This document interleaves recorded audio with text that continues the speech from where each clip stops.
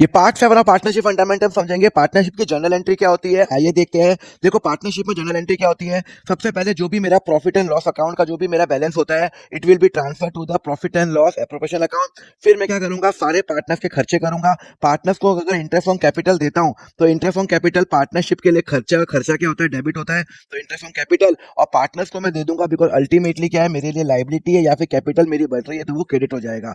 तो interest on capital दे दूंगा, salary दे दूंगा पार्टनर्स को। Interest on drawing partnership firm के लिए इनकम है, पार्टनरशिप फर्म के लिए इनकम है। जब जब इनकम होती है तो वो क्रेडिट होता है, तो interest on drawing will be credited. Interest on capital debit, ये खर्चा है, ये खर्चा है, पर ये क्या है, मेरी इनकम है, तो यहाँ पे क्रेडिट होगा और यहाँ पे मैं पार्टनर से मैं इंटरेस्ट ऑन ड्राइंग लूंगा। क्लियर है। तो ये है मेरी, और अल्टीमेटली जो भी मेरे नॉमिनल अकाउंट होते हैं वो मैं ट्रांसफर कर लेता हूँ profit and loss appropriation account के अंदर। तो यहाँ पे मैंने ट्रांसफर कर दिया, ट्रांसफर कर दिया। प्रैक्टिकल करके देखते हैं। मेरे पास 8 लाख का प्रॉफिट है, तो पहले मैं 8 लाख का प्रॉफिट यहाँ पे ट्रांसफर करूंगा profit and loss appropriation account में।